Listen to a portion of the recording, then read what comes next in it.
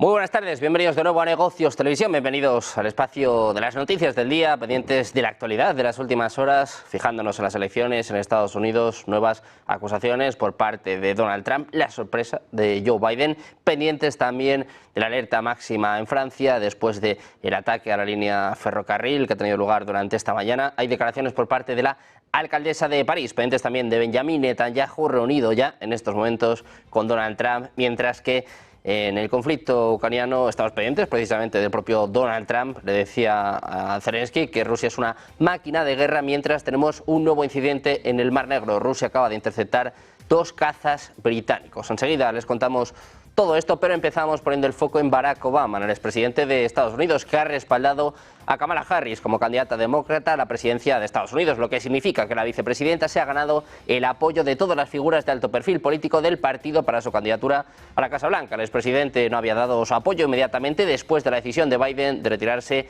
de la campaña, y en un principio se creía que estaba a favor de una contienda abierta en la Convención Nacional Demócrata que se va a celebrar el mes que viene en Chicago, pero después de que Harris obtuviera el respaldo de Bill y Hillary Clinton, Nancy Pelosi y una serie de gobernadores estatales y los demócratas más veteranos del Congreso, Obama ha sumado su voz en lo que supone un importante espaldarazo para la vicepresidenta. Tanto Barack Obama como su esposa, Michelle Obama, aparecen en una llamada telefónica con Harris que fue filmada y difundida por la campaña de la vicepresidenta este viernes. En el vídeo se ve a Harris escuchando a los Obama en un iPhone que lleva en la mano derecha. Precisamente, pendientes de Biden, la decisión del presidente de Estados Unidos de retirarse de la carrera presidencial ha tomado por sorpresa al equipo del candidato presidencial republicano Donald Trump, es lo que informa Axios citando fuentes del partido republicano. Como señala la publicación, el equipo del expresidente, que suele reaccionar con rapidez a las noticias de campaña, tardó 2 horas en emitir un comunicado de reacción. Se ha informado que cuando Biden se retiró el domingo, el equipo republicano tenía al menos 3 materiales contra Biden listos para distribuir, además de otros mensajes del Comité Nacional Republicano contra el presidente. La primera respuesta de la campaña de Trump a la decisión de Biden fue calificarla de intento de golpe por parte de altos cargos demócratas. Dice, entre comillas, en retrospectiva, el hecho de que Harris no fuera en gran medida un factor en la convención republicana parece una oportunidad perdida, es lo que apunta el periódico El Estratega del Partido Republicano, Alex Conant. Precisamente mirando a Donald Trump, el FBI busca entrevistar al expresidente en su investigación del intento de asesinato para obtener una declaración de la víctima, una parte estándar de la investigación, porque es víctima de un delito, según apunta un funcionario estadounidense a la CNN. El FBI también dijo en un comunicado este jueves que los investigadores continúan examinando fragmentos de bala y otras pruebas en el ataque a Trump en su mitin de Pensilvania este mes, pero que la agencia siempre ha considerado el tiroteo como un intento de asesinato al expresidente. La agencia emitió la declaración en respuesta a preguntas sobre el testimonio del director del FBI, Christopher Wray, en el Capitolio este miércoles, en el que dijo que todavía hay algunas dudas sobre si Trump fue alcanzado por una bala o metralla. Las preguntas sobre la herida de Trump han generado una reacción política negativa. Trump ha dicho que recibió una bala por la democracia y atacó a Wray en Truth Social por su testimonio. Precisamente mirando a Trump, el candidato presidencial republicano ha sido herido por una bala, fue herido por una bala y no por una metralla de un teleprompter. Es lo que apunta en este caso el director de la Oficina Federal de Investigaciones, Christopher Wray, según informa New York Times, que analizó imágenes de vídeo del momento del tiroteo junto con el experto forense de la Universidad Estatal de Montana, Robert Maher. Estiman que Trump fue alcanzado por la primera de las 8 balas que le disparó el tirador. La evidencia clave es un análisis de imágenes de vídeo del incidente que muestran la reacción de Trump después de los primeros 3 disparos. Observa que pasó aproximadamente un segundo entre el primer y el segundo disparo. Esto se evidencia por el sonido de las balas volando muy cerca del micrófono de Trump. Fue en ese momento, según el diario, que el presidente de Estados Unidos se agarró la oreja. Anteriormente, el director del FBI dijo que su departamento dudaba de si fue una bala o un fragmento de un teleprompter lo que golpeó la oreja de Donald Trump.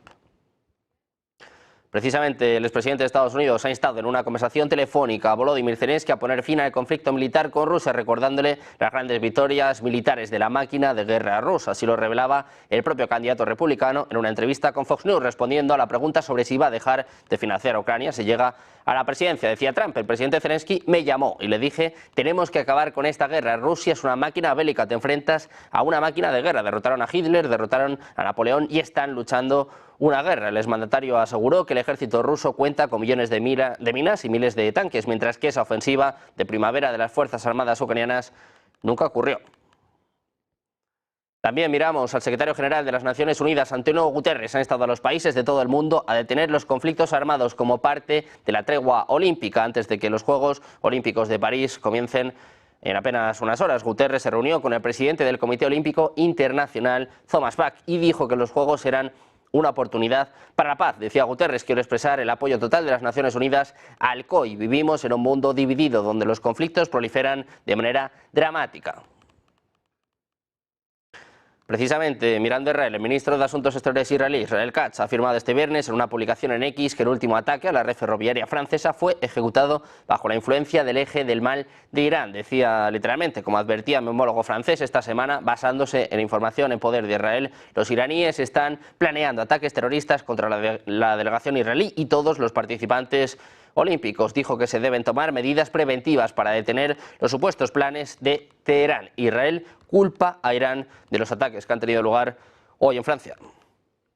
Mientras tanto, se complica la opción de un alto el fuego en Oriente Medio. Israel está buscando cambios para el plan de tregua en Gaza y la liberación de rehenes por parte de Hamas, en un nuevo giro que complica un acuerdo final para detener 9 meses de combate que han devastado el enclave. Según informa Reuters, que cita fuentes tanto del funcionariado occidental como de la Palestina y 2 egipcias, Israel dice que los palestinos desplazados deberían ser investigados cuando regresen al norte del enclave, cuando comience el alto el fuego, retractándose de un acuerdo que permitía a los civiles que huyeron al sur regresar libremente a sus hogares. El grupo militante palestino ha rechazado la nueva exigencia israelí, pero las diferencias no se quedan aquí. Otro punto de fricción, según las fuentes egipcias, fue la demanda de Israel de mantener el control de la frontera de Gaza con Egipto, lo que el Cairo descartó por estar fuera del marco para un acuerdo final aceptado por Hamas.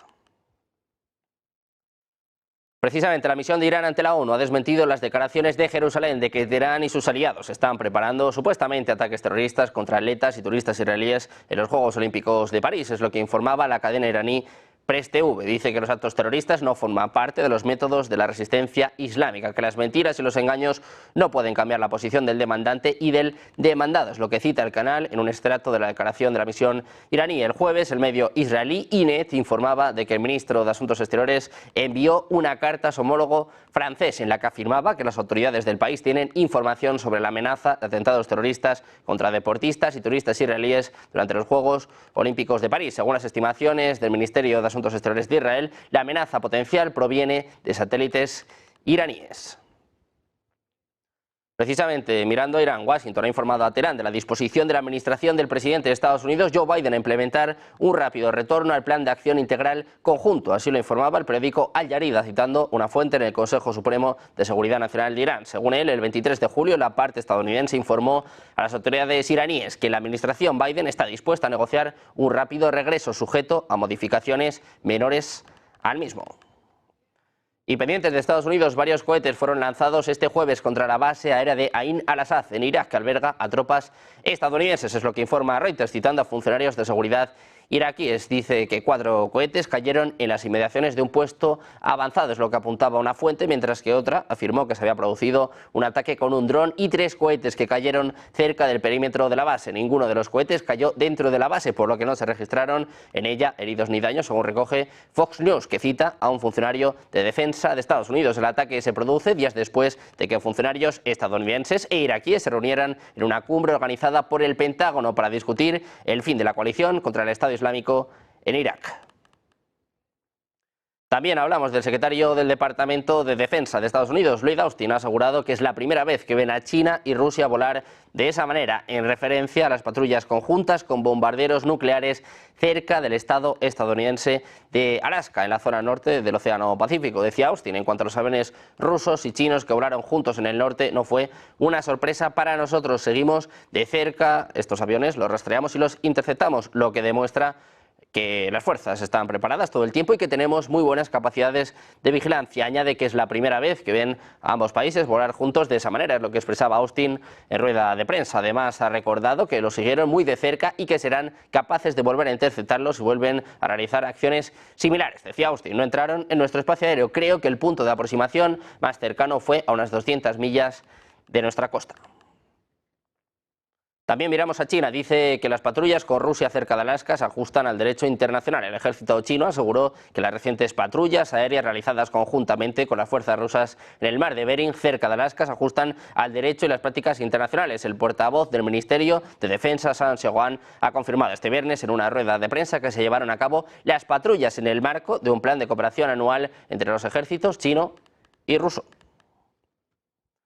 Miramos ahora a Alemania. La ministra de Exteriores alemana, Annalena Baerbock, ha asegurado que el gobierno de China tiene el deber de hacer todo lo posible para lograr la paz en Ucrania por su posición como miembro del Consejo de Seguridad de la ONU y por su relación con Rusia. Unas declaraciones que llegan unos días después de que el ministro de Relaciones Exteriores ucraniano, Dmytro Kuleba, llegase a Pekín para hablar sobre un plan de paz. Dice además que como miembro del Consejo de Seguridad, China no solo tiene derecho a vetar, sino sobre todo el deber de hacer todo lo posible para que vuelva la paz. Es lo que expresaba Baerbock en la televisión pública alemana. Tras ello, ha expresado que la presencia de Kuleba en Pekín es importante y fundamental y ha instado a las autoridades chinas a dejar de apoyar al Kremlin. Hablamos también de Corea del Norte. Estados Unidos, Gran Bretaña y Corea del Sur han emitido un aviso conjunto este jueves para advertir y denunciar que piratas informáticos norcoreanos han llevado a cabo una campaña global de espionaje cibernético en un esfuerzo por robar secretos militares clasificados para apoyar el programa prohibido de armas nucleares de Pyongyang. Se cree que los piratas informáticos, apodados Anadriel o APT-45 por los investigadores de ciberseguridad, forman parte de la Agencia de Inteligencia de Corea del Norte, conocida como Oficina General de Reconocimiento, una entidad sancionada por Estados Unidos en 2015. La unidad cibernética ha atacado o violado sistemas informáticos en una amplia variedad de empresas de defensa o ingeniería, incluidos fabricantes de tanques, submarinos, buques de guerra, aviones de combate y sistemas de misiles y radar, según el aviso. Entre las víctimas en Estados Unidos también se encuentran la Administración Nacional de Aeronáutica y del Espacio, la base aérea Randolph en Texas y la base aérea Robins en Georgia, según apuntaban este jueves funcionarios del FBI y del Departamento de Justicia de Estados Unidos. También pendientes de Francia, alerta total. La Fiscalía de París ha anunciado este viernes en un comunicado que se abrió una investigación sobre los ataques incendiarios a las redes ferroviarias llevados a cabo por vándalos. Los fiscales explicaron que tienen competencia sobre los delitos que implican el deterioro de la propiedad, que amenazan los intereses fundamentales de la nación. Es lo que añadía, apuntando a que el incidente en cuestión conlleva una pena de hasta 20 años y multas de 150.000 euros. Mientras tanto, el operador ferroviario estatal ha advertido al público que las interrupciones del tráfico podrían continuar más allá del fin de semana. Con el foco en Francia, la alcaldesa de París, Ana Hidalgo, ha asegurado este viernes que los atentados en las líneas de alta velocidad francesas no tendrán ningún impacto en la ceremonia de apertura de los Juegos Olímpicos prevista para eso de las 7:30. Hidalgo consideraba inaceptables los ataques incendiarios a la red ferroviaria francesa, pero espera que las personas que tengan que participar en la inauguración de los Juegos Olímpicos seguramente encontrarán otra manera de llegar al lugar, y califica el incidente de sabotaje. Decía Hidalgo que es inaceptable lo que ha ocurrido, pero no tendrá ningún impacto en la ceremonia de esta noche porque no tiene consecuencias en la red de transporte de la región de Île-de-France. Sus comentarios los hizo a los periodistas después de reunirse con el rey español Felipe VI en la Embajada de España en París. También miramos a la OTAN, precisamente mirando a este sabotaje en Francia. Ojo, porque Letonia está apuntando directamente a Rusia. El sabotaje contra la red de trenes de alta velocidad en Francia podría ser un intento de Rusia de estropear los Juegos Olímpicos de Verano de París 2024. Es lo que ha dicho Jenis Sels, el director del Centro de Excelencia de Comunicación Estratégica de la OTAN, en una entrevista publicada por medios locales este viernes, según recoge la agencia EFE. Sels ha dicho a la agencia de noticias letona, Leta, que estos actos de sabotaje podrían estar relacionados con la reciente declaración por las autoridades francesas del cocinero ruso Kirill Griasnov, supuestamente reclutado por los servicios especiales rusos para organizar actos desestabilizadores en los Juegos Olímpicos. Además, ha señalado que para el presidente ruso Vladimir Putin, los Juegos Olímpicos celebrados en Sochi en 2014 y su exitoso desarrollo fueron un elemento muy importante, una parte esencial de la imagen del país, sugiriendo que perturbar la cita olímpica en Francia podría dañar su imagen, una nación considerada hostil a Rusia por su apoyo a Ucrania. También miramos a Hungría. Un asesor del primer ministro de Hungría ha acusado este viernes a Ucrania de chantajear tanto a Eslovaquia como a Hungría, deteniendo los envíos de petróleo después de que los países dejaran de recibir petróleo del grupo ruso Lukoil. Los vecinos del este de la Unión Europea, Eslovaquia y Hungría, han aumentado la presión después de que la semana pasada anunciaran que habían dejado de recibir materia prima del grupo ruso Lukoil. Ucrania ha colocado a la empresa en una lista de sanciones. Pendientes precisamente del conflicto en Ucrania, nuevos pasos por parte de la Unión Europea, hasta 1.500 de millones se van a transferir a Ucrania. Hacemos una pausa, un par de minutos y enseguida se la contamos en Negocios Televisión.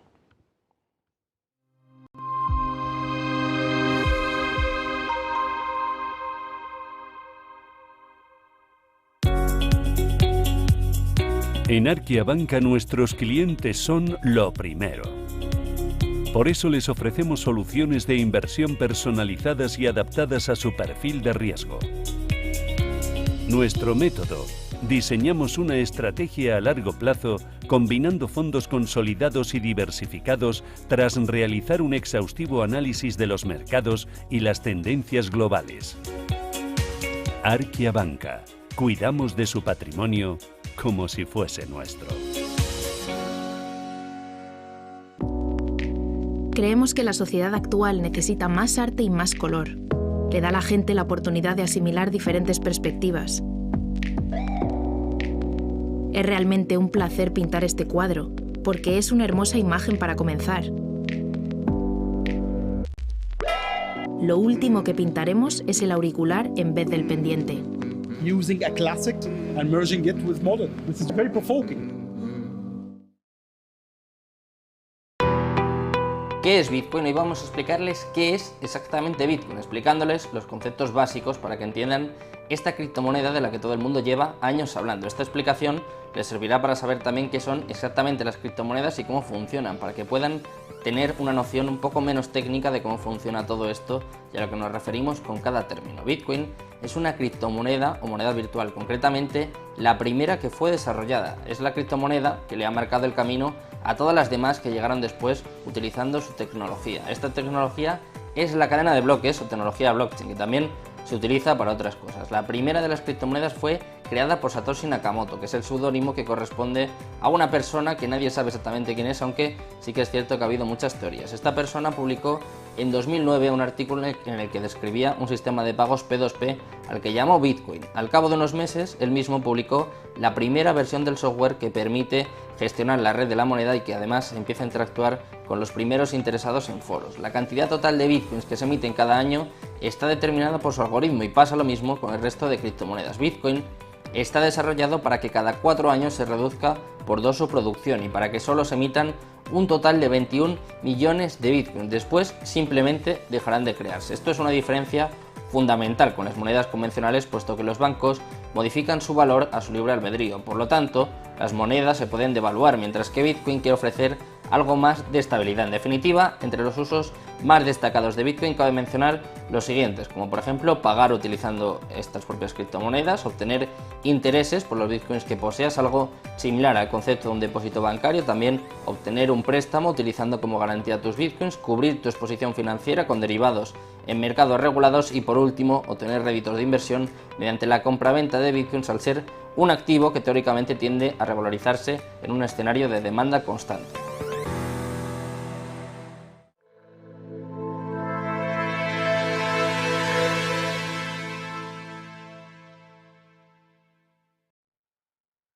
Ya estamos de vuelta en Negocios Televisión, seguimos mirando a la actualidad, pendientes, como les decíamos, de la Unión Europea, que va a transferir 1.500 millones de euros procedentes de los activos rusos congelados a Ucrania, según apuntaba este viernes la presidenta de la Comisión Europea, Ursula von der Leyen. Los países occidentales bloquearon cerca de 300.000 millones de dólares en activos soberanos rusos después de que Moscú enviara sus tropas a Ucrania en febrero de 2022. El mes pasado, el grupo de las 7 principales democracias y también la Unión Europea acordaron utilizar los intereses obtenidos de los activos rusos congelados para respaldar un préstamo de 50.000 millones de dólares a Ucrania con el fin de ayudar a su defensa contra Moscú. Rusia ha prometido emprender acciones legales. Precisamente Rusia va a considerar cuidadosamente cómo responder a la transferencia por parte de la Unión Europea a Ucrania de 1.500 millones de euros tomados de los ingresos de los activos rusos congelados. Es lo que apuntaba este viernes el portavoz del Kremlin, Dmitry Peskov. La presidenta de la Comisión Europea, Ursula von der Leyen, dijo anteriormente que la Unión Europea estaba transfiriendo los fondos a Kiev este viernes para la defensa y la reconstrucción de Ucrania. En una llamada con periodistas, Peskov dijo que la medida de la Unión Europea era ilegal y que Rusia tomaría acciones bien pensadas en respuesta.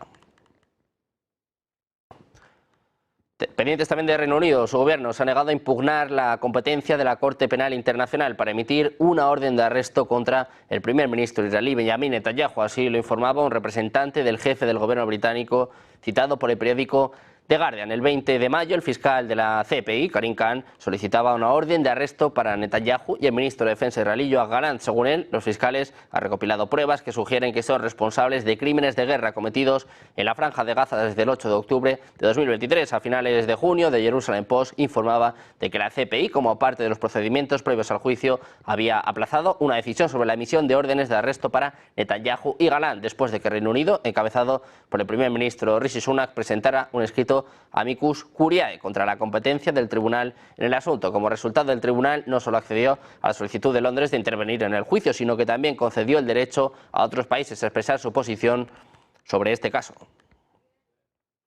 También hablamos de Finlandia. Un barco ruso es sospechoso de haber violado territorialmente el espacio marítimo de Finlandia en el este del Golfo de Finlandia. La presunta violación tuvo lugar en la tarde del 26 de julio de 2024. El Ministerio de Defensa de Finlandia, en su calidad de máxima autoridad de vigilancia territorial, dirige y coordina las actividades de las autoridades de vigilancia territorial en esta materia. La Guardia de Fronteras se encarga de investigar los incidentes relacionados con violaciones de fronteras. La anterior violación territorial confirmada tuvo lugar el 10 de junio de 2024, cuando 4 aviones estatales rusos entraron en el espacio aéreo de Finlandia frente a las costas de Loviisa y Porvoo. La Guardia Fronteriza está investigando el incidente y va a proporcionar más información a medida que avance la investigación.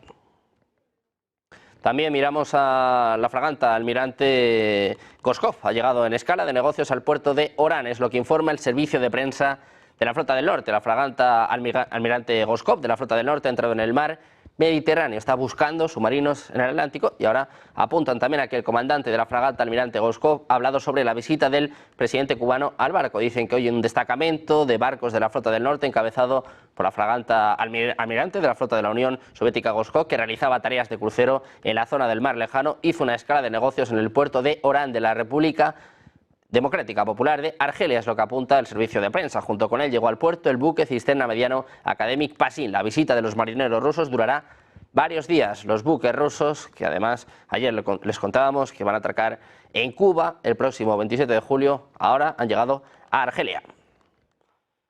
Rusia ha afirmado este viernes que vive una crisis demográfica catastrófica para el futuro de la nación, destacando que las políticas implementadas en el país en los últimos 25 años no han logrado impulsar la natalidad. Es lo que informa AFP. Dice literalmente: vivimos en el país más grande del mundo y cada año somos menos. La única forma de remediarlo es aumentar la tasa de natalidad. Es lo que declara el portavoz de la presidencia rusa, según la agencia TASS. Dice Peskov: hoy en día es terriblemente baja, 1,4 hijos por mujer. Esa cifra es comparable a la de los países europeos o Japón, pero es catastrófica para el futuro de la nación.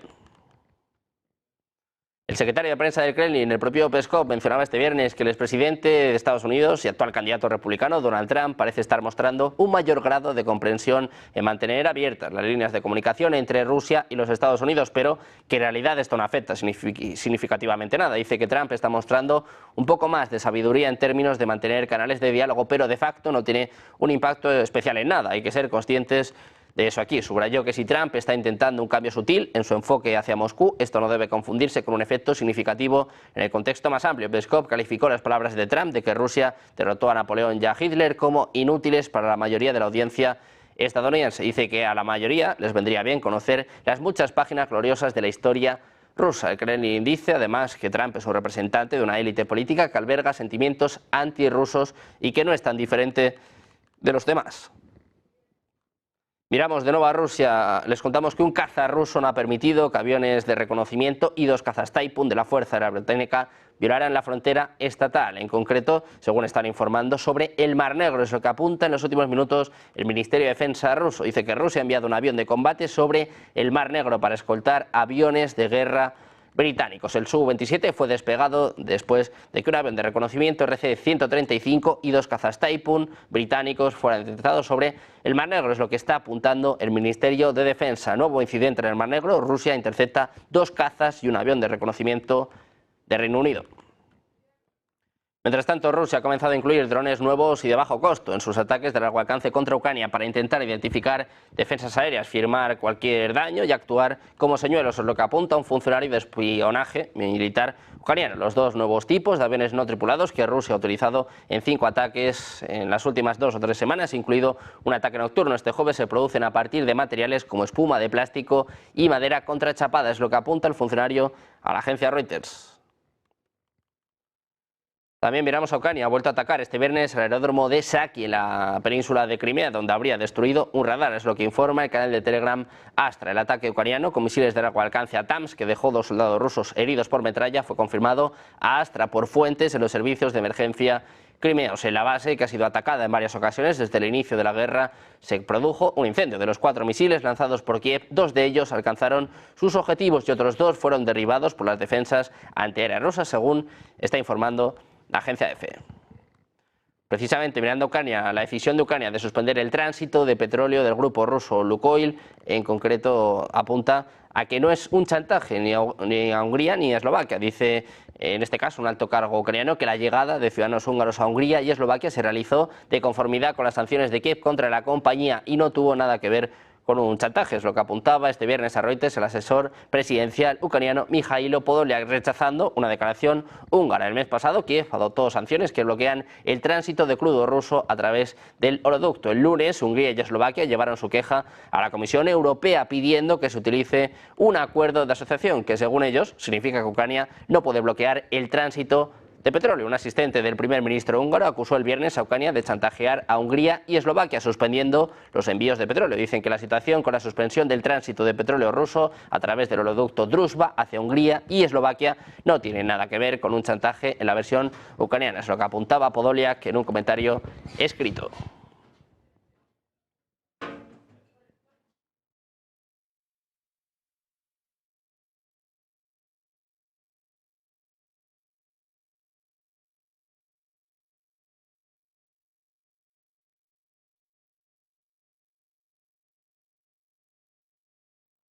Pendientes también de los BRICS, siguen en su desdolarización, siguen intentando hacer mella a Estados Unidos y ojo porque, según se ha conocido, la Reserva Federal alcanza pérdidas de 100.000 millones de dólares en medio de los esfuerzos de los BRICS. Hoy más de 100.000 millones de dólares en pérdidas reales podrían afectar a la estabilidad del dólar. Esto se produce mientras la nación lucha contra la creciente deuda nacional y los pronósticos de una posible crisis de deuda para 2030. La situación genera preocupación por el estatus del dólar como moneda de reserva global dominante, especialmente en medio de los continuos desafíos a las tasas de interés y las iniciativas de desdolarización de los BRICS.